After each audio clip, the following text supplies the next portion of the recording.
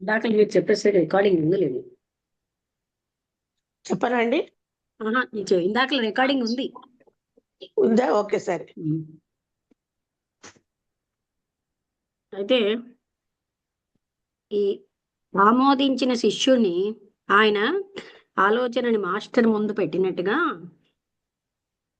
ఈ ఇనిషియేట్ అంటే దీక్షాపరుడు తన యొక్క ఆలోచనల్ని ఆ దేని ముందు పెడతాడు అంటే బ్రదర్హుడ్ ముందు పెడతాడు. ఆయనలోకి ఆ అద్భుతమైన చైతన్యాన్ని తీసుకుంటాడు.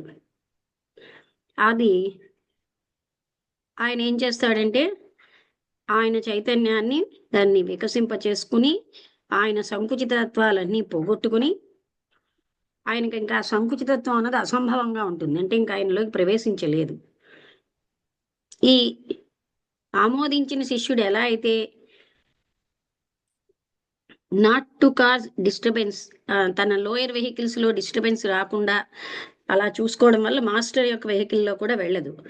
లేకపోతే ఆయన ఆ వర్క్ లో పర్ఫెక్షన్ పొందలేడు. అందుకనే ఈ must be a member of the brotherhood.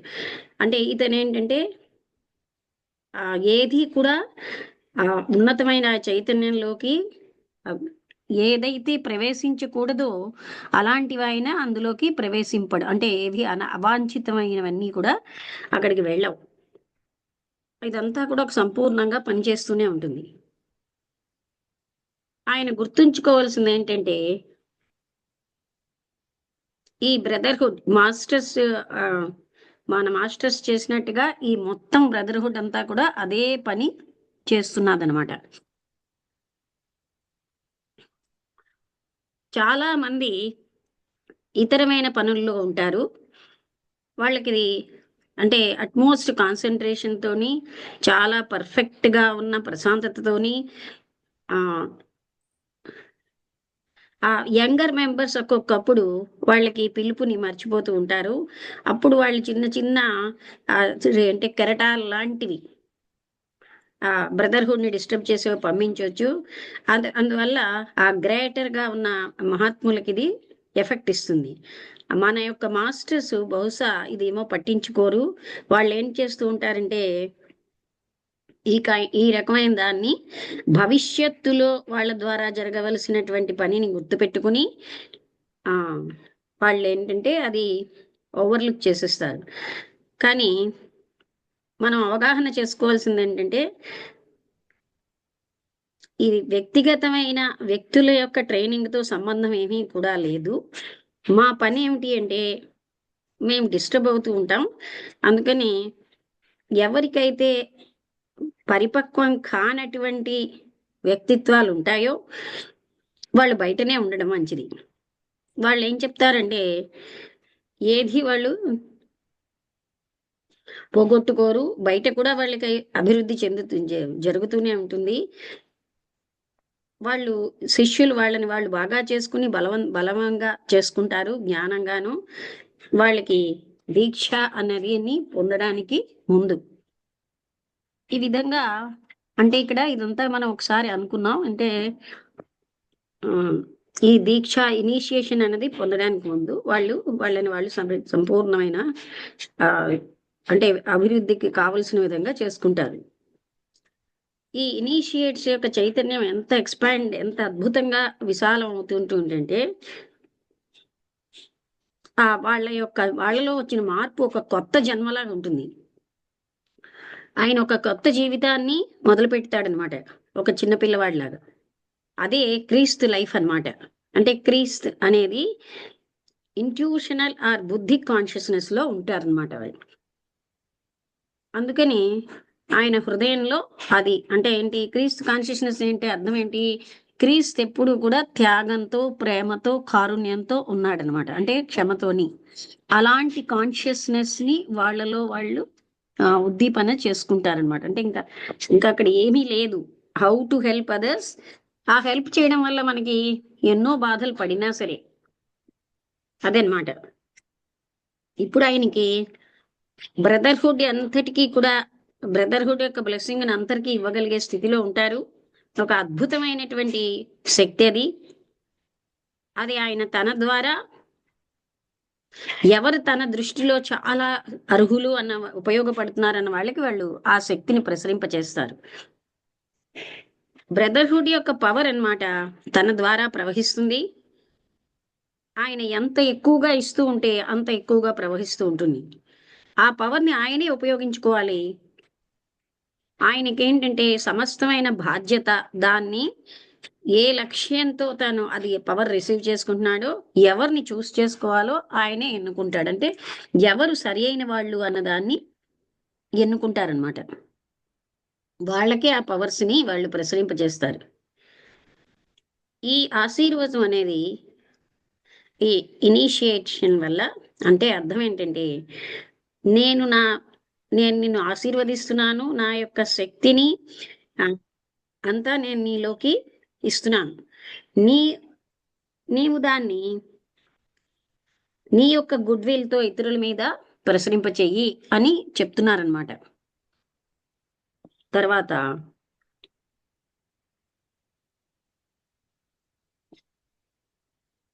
ఇక్కడ చాలా ఎక్కువ కాన్ఫిడెన్స్‌తో ఆ కొత్తగా దీక్ష తీసుకున్న వ్యక్తి ఆయనకి ఎంత కాన్ఫిడెన్స్‌తో పని చేస్తూ ఉంటాడో ఆయనకి అంత శక్తి అంత ఫ్లో ఆఫ్ ఫోర్స్ సప్లై అవుతూ ఉంటుంది. అంటే ఆయన మీద ప్రసరించబడుతుంది.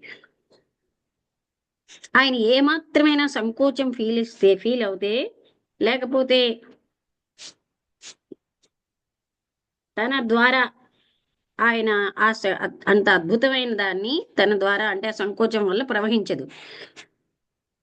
ఆయన ఎంత బాగా దాన్ని చేస్తూ ఉంటాడో అంత ఎక్కువగా ఆయన మీదకి ఆ శక్తి ప్రసారం అనేది జరుగుతూ ఉంటుంది.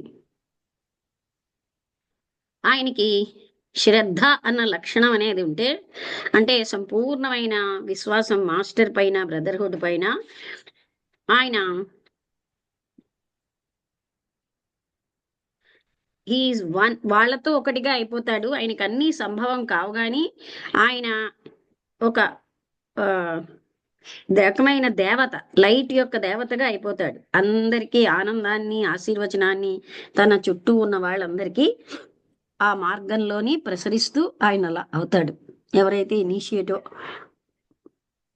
ఈ గ్రేట్ వైట్ బ్రదర్‌హుడ్ అనే వాళ్ళ చైతన్యం అన్నది అది చాలా వర్ణించడానికి అద్భుతమైనటువంటి విషయం. ఇది ఒక రకమైన అద్భుతమైన ప్రశాంతత. అది ఒక ప్రకాశవంతమైన సముద్రం. ఆ చైతన్యం యొక్క ఆ థ్రిల్ అన్నది ఆయనకి ఒక కొస నుంచి ఇంకొక కొసకు ప్రవహిస్తూనే ఉంటుంది అప్రయత్నంగా. ప్రతి మెంబరు కూడా తన చైతన్యమే అన్నట్టుగా ఫీల్ అయ్యి ఆయన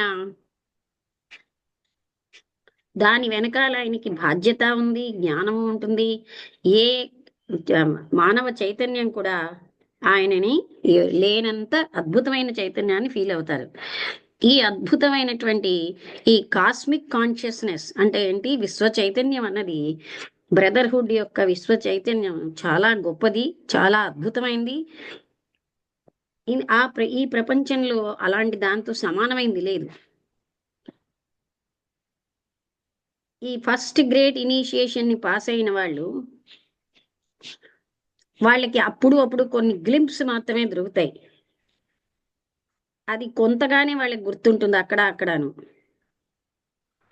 అది సంపూర్ణంగా ఎప్పుడు ఫీల్ అవుతారంటే నిర్వాణిక్ ప్లేన్‌కొచ్చేసరికల్లా అక్కడ ఈ సోదరత్వం అనేది ఉంటుంది. అక్కడ లోయర్ ప్లేన్స్‌లో కూడా ఆహ్, ఆహ్, అది వ్యక్తం అవుతూ ఉంటుంది. ఇంకా లోయర్ ప్లేన్స్‌లో కూడా ఉన్నతమైనదే వ్యక్తం అవుతూ ఉంటుంది. భౌతికమైన ప్రపంచం వరకు. ఇక్కడ శిష్యుల యొక్క బృందం అంతా కూడా మాస్టర్స్‌లో ఉంటారు.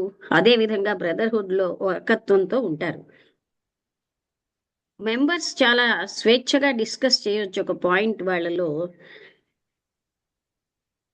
అయితే ఇందులో రకరకాలైన భాగాలు అదే మనస్సుతోటి వాళ్ళు ఒకే మనస్సుతోటి వాళ్ళు రకరకాల భాగాలను డిస్కస్ చేయొచ్చు. ఆ మైండ్ అనేది ఒకరికంటే ఒకరికి వ్యతిరేకంగా పనిచేయవచ్చు. అయితే ఒక ట్రెమెండస్ గా ఉన్న అద్భుతమైనటువంటి భయంకరమైన పవిత్రతలో వీళ్ళందరూ ఉంటారు. ఒక నిశ్చితత్వం, అది ఎవ్వరూ డిస్టర్బ్ చేయలేరు. అయినా సరే ప్రతి సజెషన్ కూడా అక్కడ ఆహ్వానించబడుతుంది. నిజానికి అక్కడ ఒక సెన్సేషన్ ఉంటుంది. ఈ మొత్తం బ్రదర్హుడ్ అంతా కూడా చాలా అలర్ట్ గా, చాలా ఆతురతతో ప్రతి వ్యక్తి యొక్క పనిని వాళ్ళు చూస్తూ ఉంటారు. అంటే వాళ్ళు ఇచ్చినటువంటి ఆ శక్తిని వీళ్ళు ఎలా అంటే అది ముందుగానే బిఫోర్ ఇట్, అంటే వాళ్ళ ముందు పెట్టుకొని చూస్తూ ఉంటారు వీళ్ళని. దానికి అంటే ఈ చైతన్యం అన్నది సంపూర్ణంగా పోల్చడానికి, ఆ చైతన్యంతో పోల్చడానికి కిందనేమీ లేదు. దాన్ని టచ్ చేసామంటే మనం ఒక కొత్త విచిత్రమైన దాంతో మనం కాంటాక్ట్ లోకి వచ్చాం. దాన్ని అవ్యక్తంగా, అద్భుతంగా, సౌందర్యంగా ఉన్నది. దానికి ఏమీ ప్రూఫ్ అన్నది అవసరం లేదు, పోలిక లేదు. అది ఒక ఉన్నతమైన తెలియనటువంటి జగత్ అన్నమాట. అంటే ఆ కాన్షియస్నెస్ లో ఆ వ్యక్తి లోయర్ మెంటల్ నేచర్ కూడా హయ్యర్ మెంటల్ నేచర్ తో నిండిపోయి, ఇంకా వాళ్ళు ఎంత ఆనంద స్థితిలో, ఎంత శక్తి, ఆ బ్లెస్సింగ్ ఉంటాయన్నది అది సరి సమానమైనది ఏమీ లేదని చెప్తున్నారు దానికి. అయితే వ్యక్తులు, ఇండివిజువల్ వ్యక్తిత్వాలు అన్నవి అంత విచిత్రంగాను అందులో లీనమైపోతాయి. అయినా వాళ్ళేమో చాలా సెపరేట్ గాను ఉంటారు. ఎందుకంటే ఇప్పుడు చూడండి, అందరూ ఒకటే అయినా యూనిక్నెస్ అనేది ఉంటుంది. ఒక మల్లెపువ్వుగానే ఉంటుంది. అది ఎంత కలిసిపోయినప్పటికీ రోజా పువ్వుగా, అది యూనిక్నెస్ అన్నమాట. అంటే మాస్టర్స్ అందరూ ఒకటే పని చేసినా మాస్టర్ మౌర్య, మాస్టర్ కుటుంబీకి మనం వాళ్ళ యొక్క యూనిక్నెస్ వల్ల సెపరేట్ చేయగలుగుతాం. సో ఇవన్నీ అంటే ఇక్కడ ఏంటంటే వ్యక్తిత్వాలన్నీ కూడా ఎంతో విచిత్రంగా మర్జ్ అయిపోతాయి. కానీ ప్రతి బ్రదర్ కూడా తన యొక్క ఏదైతే చాలా ముఖ్యమైనదో అటువంటి డెసిషన్ ని ఆయన తీసుకోవాల్సి ఉంటుంది. అక్కడ రూల్, కింగ్ యొక్క రూల్ ఏంటి? కింగ్ అంటే సుప్రీం అందరికంటే, అదే చాలా పరమమైనది. ఆయన తను అయినప్పటికీ అందరి కౌన్సిల్ తోటి అతను ఆయన క్యారీ చేస్తాడు. ప్రతి క్షణము ఏ పాయింట్ అయినా, ఎనీ మెంబర్, ఏ వ్యక్తి అయినా చెప్పింది ఆ మెంబర్లు తీసుకుంటారు. ఈ గొప్ప గవర్నింగ్ బాడీ అంటే అందరినీ గవర్న్ చేసే ఇది, అది ఎనీ పార్లమెంట్ ఆఫ్ ఎర్త్, భూమి మీద ఉన్న పార్లమెంట్ కంటే భిన్నంగా ఉంటుంది అంటున్నారు. ఎవరైతే వీళ్ళ అంటే మిగతా వాళ్ళకంటే ఇలాగా పొజిషన్స్ లోని, అథారిటీలోని ఉన్నారో వాళ్ళని ఎలక్ట్ చెయ్యరు. Nor have they been appointed by some party organisation, లేకపోతే ఒక పార్టీ ఆర్గనైజేషన్ వాళ్ళని అపాయింట్ చెయ్యదు. వాళ్ళకి వాళ్ళ positions, they have won them, వాళ్ళని జయించారు కనుక వచ్చాయి. Won them by superior development, వాళ్ళ యొక్క డెవలప్మెంట్ అభివృద్ధితోటి, గొప్ప జ్ఞానంతో వాళ్ళు గెలిచారు. None doubts the decision of this, ఆ సుపీరియర్ యొక్క డెసిషన్ ని ఎవ్వరూ కూడా సందేహించరు. ఎందుకంటే ఆయనకి పూర్తిగా తెలుసు ఎవరు గొప్పవాడు. ఆయనకి ఎంతో అంతర్దృష్టి, ఫుల్లర్ పవర్ ఉంటుంది నిశ్చయించడానికి. అందుకనే ఇంకొకరు అపోజ్ చేయడం కానీ, నువ్వు ఇలాంటి వాళ్ళని సెలెక్ట్ చేసావా అని కానీ అటువంటివి అక్కడ ఉండవు. There can be no shadow of compulsion, లేకపోతే ఒక కంపల్షన్ కానీ ఉండదు. ఈ సూపర్ మ్యాన్ అన్న వాళ్ళు అంటే ఇలా ఒకేలాగా పనిచేయాలి అనే కంపల్షన్ ఏమీ లేదు. అయినప్పటికీ వాళ్ళ కాన్ఫిడెన్స్ అన్నది వాళ్ళ మొత్తం ఆర్గనైజేషన్ లో ఎంతో పర్ఫెక్ట్ గా ఉంటుంది. అది ఆలోచించడానికి అతీతంగా, అవి చివర్లో అంటే లాంగ్ రన్ లో వేరువేరుగా ఉండొచ్చు. It is only in the case of such a brotherhood, అలాంటి బ్రదర్హుడ్ అండర్లోనే ఆ king, that we can fully realize the beautiful wording of one of the collects of the Church of England. అంటే అలాంటి వాటిల్లో ఉన్న ఒక సెంటెన్స్ ఇంగ్లాండ్లో ఉన్న church collect చేసిన దాంట్లో ఆయన సర్వీసులో సంపూర్ణమైన స్వేచ్ఛ ఉంటుంది. అంటే in his service there is perfect freedom. అంటే ఆయన యొక్క సేవలో సంపూర్ణమైన స్వేచ్ఛ ఉంటుందని. అలాంటి ఆర్గనైజేషన్ అన్ని తప్పనిసరిగా అక్కడ ఫెయిల్యూర్ కానీ బాధ కానీ ఏ రకంగా ఉండవు. అయినా సరే మానవాళిమో చాలా బలహీనంగా,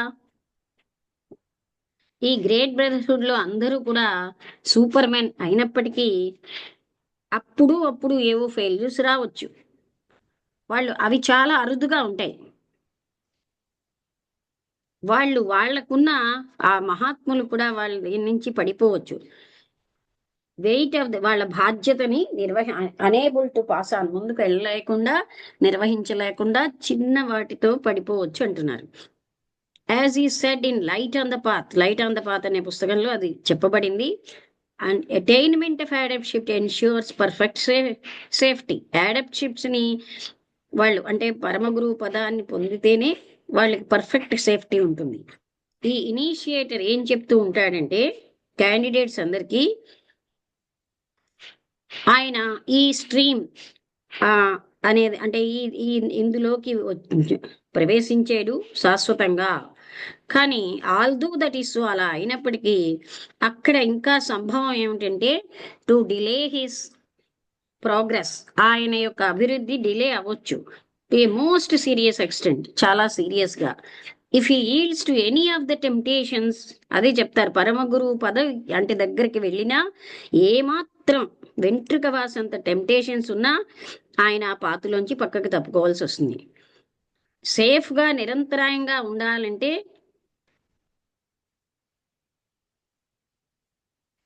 ప్రెసెంట్ లైఫ్ వేవ్ తో పాటు వెళ్ళాలి.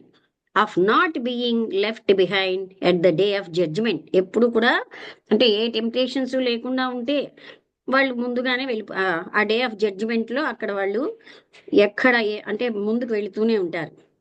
అది middle of the 5th round లో వస్తుందని చెప్తున్నారు. అక్కడ Christ who has descended into matter, అంటే ఇతను మ్యాటర్ లోకి డిసెండ్ అయిన అక్కడ క్రీస్త్ కాన్షియస్నెస్ డిసైడ్ చేస్తుంది what souls can and what souls cannot be carried on to final attainment. ఏ ఆత్మల్ని ఫైనల్ గా అటైన్మెంట్ కి తీసుకెళ్ళాలి, ఎవరెవరిని తీసుకెళ్ళకూడదు. ఈ చైన్ ఆఫ్ జగత్తులలో అంటే there is no eternal condemnation. అయితే అక్కడ సంపూర్ణమైన ఖండన అన్నది లేదు. It is as the Christ said simply Ionian. There are some who cannot go in this age or dispensation, but they will follow along in the next, precisely as a child who is too dull to succeed in this year's class will drift comfortably along in next years and will probably even beat the head of it. అంటే ఎలా అయితే ఒక చిన్న పిల్లవాడు ఆ ఏడాది pass అవ్వలేకపోయినా next year ఆయన వెళ్ళి పాస్ అయిపోవచ్చు. అలాగా ఇది ఫర్ ఎవర్ కండెమ్నేషన్ కాదు. అప్పుడు ఆ బలహీనతలన్నీ వదులుకొని ముందుకెళ్తే వాళ్ళు ముందుకు వెళ్ళిపోగలరు. అంటే ఇంకొకసారి అంటే ఒకసారి కండెమ్ చేశారంటే వాళ్ళు ఫర్ ఎవర్ గా కాదు, వాళ్ళు మళ్ళీ కూడా ప్రోగ్రెస్ కి అభివృద్ధి చేసుకుని ముందుకు వెళ్ళొచ్చు అని. అయితే ఇక్కడ ఇటువంటి భయంకరమైన విషయం జరిగినప్పుడు ఎక్కడైతే ఒక ఫెయిల్యూర్ ఏ రకమైనదైనా ఇనిషియేట్స్ లో వస్తే ఒక రకమైన బాధ ఆ చైతన్యంలో వస్తుంది. ఎందుకంటే ఈ సెపరేషన్ అన్నది మిగతా వాళ్ళతో సెపరేట్ అయ్యడం అన్నది ఆ సర్జికల్ ఆపరేషన్ లాగా ఉంటుందన్నమాట. అంటే వెరైటబుల్ సర్జికల్ ఆపరేషన్ అంటే అది ఆ బాధ ఎక్కువగా ఉంటుంది. హార్ట్ స్ట్రింగ్స్ మిగతా వాళ్ళందరితో కలిసి ఉన్నది ఇప్పుడు ఒక్కసారి సెపరేట్ అయిపోతారు కదా, ఇంకా వాళ్ళు ఎంతో ఎక్కువగా పశ్చాత్తాపడతారు. అయినా సరే thus severe a member from itself and even when it does so, అంటే ఆ బ్రదర్హుడ్ లోంచి వాళ్ళు అలాంటి తప్పు చేయడం వల్ల వాళ్ళని టోటల్ గా ఫైనల్ గా కట్ ఆఫ్ చేయరు, వాళ్ళు మళ్ళీ అభివృద్ధి చెందినప్పుడు మీదకి తీసుకుంటారు. However far he may stray, ఆయన ఎంత కిందకి పడిపోయినా ఆయన బాగా అభివృద్ధి చెందితే మళ్ళీ తీసుకుంటారు. He will be brought back again. మళ్ళీ ఆయన వెనక్కి తీసుకొస్తారు ఏదో టైంలో, ఏదో ఒక ప్లేస్లో, ఏదో ఒక రకంగా. అప్పుడు వాళ్ళు ఈ లింక్ని బ్రేక్ చేయలేరు. ఇటువంటి విషయం, ఇటువంటి శ్రమపూరితమైన మార్గం కోసం మనకి కొంచెమే తెలిసినా ఆ బాధ, అంటే తను వాళ్ళతోటి సెపరేట్ అయినది మాత్రం మిగతా వాళ్ళతో కలిసే వరకు అది చాలా ఎక్కువగానే ఉంటుంది. అంటే ఏదో ఒక తప్పిదంతో అందరితో ఉన్న కనెక్షన్ కట్ అయిపోయి వీళ్ళు పడిపోతారు. ఆ పడిపోవడం అంటే ఫర్ ఎవర్ కాదు, మళ్ళీ వాళ్ళ ప్రయత్నంతో పైకి రావచ్చు. కానీ ఆ కట్ ఆఫ్ అయిన బాధ మాత్రం వాళ్ళకి చాలా ఎక్కువగా ఉంటుందని చెప్పారు. వాయిస్ ఆఫ్ ద సైలెన్స్ ఏం చెప్తోందంటే, ఆయన తనలో, అండ్ దో హీ లీవ్, ఆయన మార్గాన్ని పూర్తిగా వదిలేసిన ఒకరోజు ఆయన ఆ దాన్ని ఎక్కుతాడు. And separate his passions from his divine possibilities. ఆయన ఆ డివైన్ పాసిబిలిటీస్ నుంచి తన ఫ్యాషన్స్ సెపరేట్ చేసుకుంటాడు. Then with pain and desperate cries from the deserted lower self he will return. అంటే అప్పుడు పడిపోయిన వాడు ఎంతో బాధతో తిరిగి మళ్ళీ వెనక్కి రిటర్న్ అవుతాడు.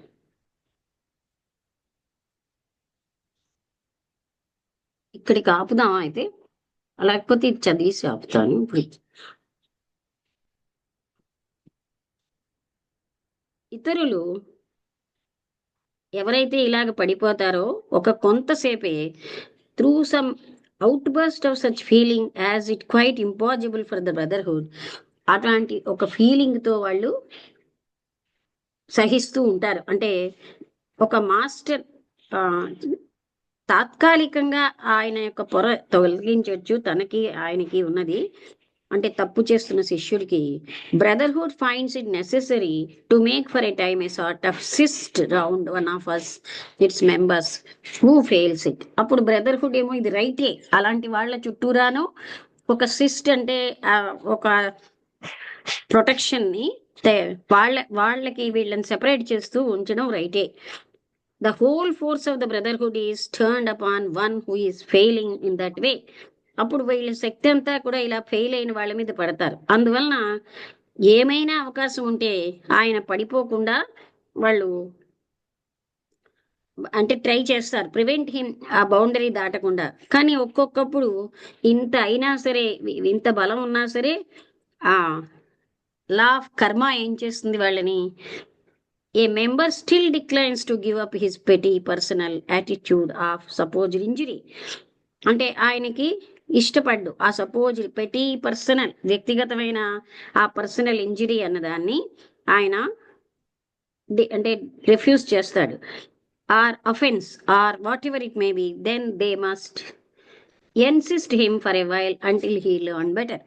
అప్పుడు ఆయన నాకు ఇలాగ అయిపోయింది అని అది ఆయన నేర్చుకునే వరకు వాళ్ళు అలాగే అతని చుట్టూరా ఒక వలయం ఒక సిస్ట్ లాంటిది పెడతారనమాట. సో దట్ పైకి వచ్చే వరకు ఆ విధంగా ఉంటారని. ఇది ఇంకా ఇంకొక పాసేజ్తో అయిపోతుంది. అయితే ఈ ఫార్ములా ఇనీషియేషన్ అన్న ఈ ఫార్ములా అన్నది ఎక్కడ త్రూ అవుట్ ఎన్ని యుగాలైనా ఇది మారదు. కానీ అక్కడ ఒక రకమైనటువంటి ఇలాస్టిసిటీ ఉంది. ఏంటంటే ఈ ఎవరైతే ఇనీషియేటరో ఆయన మార్పు అనేది ఆ క్యాండిడేట్ల పట్ల first part of it goes, మొట్టమొదటి పార్ట్లోనే ఉంటుంది. కానీ almost there is a second and personal part which consist practically of advice to the particular candidate who is going through. కానీ రెండోది మూడోది పార్టులు మాత్రం ఆ పర్టికులర్గా క్యాండిడేట్స్కి సలహాలు ఇవ్వబడతాయి. This is usually called the private part of the change. ఆ భాగాన్ని అంటే మార్పు చెందడానికి ప్రైవేట్ పార్ట్గా చెప్తారట. నేను చాలా ఉదాహరణలు చూశాను. అందులో ఒక ఊహాత్మక చిత్రం అన్నది క్యాండిడేట్ యొక్క వర్స్ట్ ఎనిమి, అంటే తన కోసం తను ఏర్పరచుకున్న ఊహాత్మక చిత్రం. And he is asked how he would deal with him, ఆయన్ని ఏ విధంగా డీల్ చేస్తాడని అడిగితే whether is fully prepared to forgive him absolutely and whether he would help even one. అంటే అప్పుడు దాన్ని ఆయన్ని సంపూర్ణంగా అటువంటి దానిలోంచి అంటే క్షమించడానికి అర్హుడవుతున్నాడా, సంసిద్ధంగా ఉన్నాడా లేడా, and whether he would help even one so low as this if it came in his way. నీ మార్గంలో ఇలాంటి వాళ్ళు వస్తే నువ్వు హెల్ప్ చేస్తావా అని. In some cases also questions, ఒక్కొక్కప్పుడు కొన్ని ప్రశ్నలు అడగబడతాయి ఈ పనికి సంబంధించి. క్యాండిడేట్స్ కి ఎవరికైతే ఇలాంటి సహాయం ఇవ్వబడుతుందో sometimes invited to come forward and bear witness, వాళ్ళని సాక్షిగా ఉండమంటారు. And account of the ceremony subjoined, అంటే ఇలాంటి సెరిమోనీలో ఆయనకి ఎలా అయితే హెల్ప్ ఇవ్వబడిందో అలాంటిది తాను కూడా చెయ్యగలగాలి. అది అన్నమాట. అంటే నువ్వు ఇలాగ చేస్తావా అని అడుగుతారనమాట. అంటే ఇక్కడ ఏంటంటే కొంత హెల్ప్ ఎప్పుడు వస్తున్నా వాళ్ళు ఇంకా వాళ్ళ యొక్క కర్మ ప్రకారం వాళ్ళకి పడిపోవాల్సి వస్తే పడిపోతారు. కానీ మొత్తం బ్రదర్హుడ్ అంటే వాళ్ళ ఫోర్స్ని వాళ్ళ మీద కురిపిస్తారు, పడిపోతున్న వాళ్ళ మీద. అయినా వాళ్ళకి ఆ ఫోర్స్ అంటే అది ఎక్కువగా ఉందంటే అప్పుడు వాళ్ళు, అయినా అది ఫర్ ఎవర్ పడిపోవడం కాదు, తర్వాత వాళ్ళ ప్రయత్నంతో వాళ్ళు పైకి వస్తారు.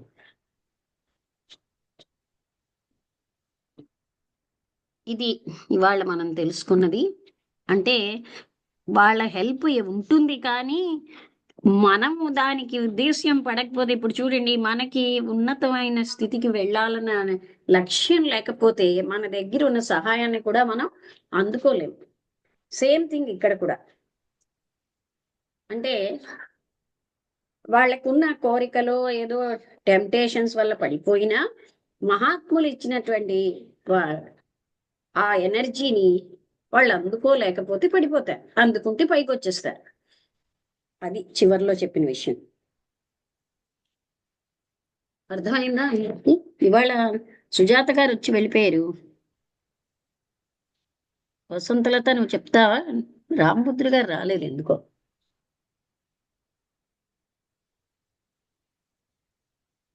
అంటే అదే డీటెయిల్డ్ గా చెప్తున్నారు ఏ విధంగా హెల్ప్ వస్తూ ఉంటుంది.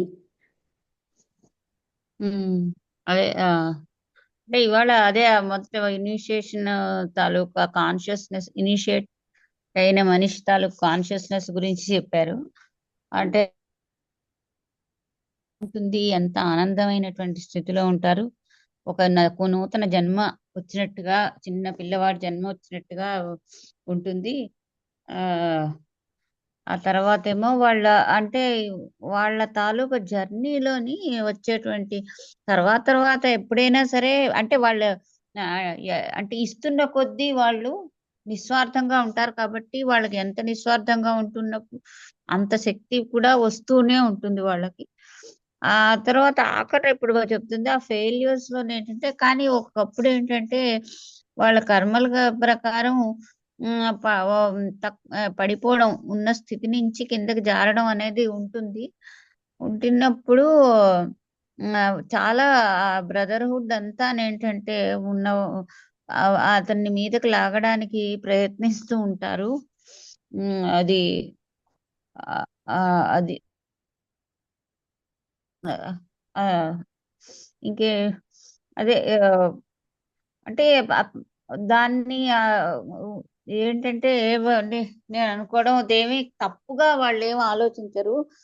అది పాసిబుల్లే ప్రతి వాళ్ళకిను. అది ఒక్కొక్కప్పుడు ఆ స్టేజ్ వస్తూ ఉంటుంది. టెంప్టేషన్స్ కి లోన్ అయ్యి మనిషి కింద పడుతూనే ఉంటారు. ఆ పడినప్పుడు వీళ్ళు హెల్ప్ చేసి అతన్ని బయటికి లాగడానికి తీసుకొస్తారు. ఇది మనకు అర్థమైంది ఏంటంటే మనందరినీ కూడా పైకి లాగే శక్తులు పనిచేస్తాయి మామూలుగా కూడా. కానీ మనం అందుకోం. మనకు అంతకంటే టెంప్టేషన్స్ పవర్ ఎక్కువ ఉంటే మనం పడిపోతున్నాం కదా. ప్రకృతి శక్తులు అంతా ఉంటాయి. సాధారణంగా ఇది ఆబ్లిగేటరీ జర్నీ అంటే మనం తప్పనిసరిగా ముందుకే వెళ్తూ ఉంటాం. ఆ తర్వాత ఎంత వెయిట్ అంటే దాని నుంచి నిజంగా అలాగా వాళ్ళు సస్టైన్ చేయడం చాలా కష్టం. ఒకప్పుడు దాని నుంచి జారిపోవడం అనేది ఎంతో మందికి జరుగుతూ ఉంటుంది. అది చెప్పారు. ఆ రెస్పాన్సిబిలిటీ అనేది అంటే ఆ బ్రదర్హుడ్ తాలూకు రెస్పాన్సిబిలిటీ. జారిపోవడాలు చాలా తక్కువే ఉంటాయి. ఇక్కడ మనకి ముందుకు వెళ్తూ ఉంటే ఈ లోపల టెంప్టేషన్స్ ఎక్కువగా అయిపోతాయి కనుక మనం ముందుకు వెళ్ళడం కష్టం అయిపోతుంది. అక్కడ వెళ్ళిన తర్వాత అలా టోటల్ ఖండించడం కాదు, మళ్ళీ వాళ్ళు అభివృద్ధి చెందితే మీదకి తీసుకెళ్తారు అని చెప్పారు. అది అంటే ఇక్కడ కూడా మనకి ఎన్నో శక్తులు ఉంటాయి, కానీ మన టెంప్టేషన్స్ వల్ల మనం వాటిని వదిలేస్తూ ఉంటాం. ఉమ్, ఆహా, మనకి ప్రాపంచిక కోరికలు వీటన్నిటి వల్ల మోహాలతో మనం వాటిని వదిలేస్తున్నాం. ఉమ్, అక్కడికి వెళ్ళాక కూడా అంత స్థితికైనా చిన్న వెంట్రుక వాసంత టెంప్టేషన్ ఉన్నా పడిపోతారు. కానీ వాళ్ళు మళ్ళీ అభివృద్ధి ఫర్ ఎవర్ వాళ్ళు పడిపోవడం కాదు, మళ్ళీ వాళ్ళని అభివృద్ధి ఆ, చెందేసి ముందుకు వెళ్ళగలరు అది అని అవును. చెప్తున్నారు. అది అది అదే అది గొప్ప విషయం. అంటే మనం ఇంకా పూర్తిగా డిప్రెస్ అయిపోక్కర్లేదు.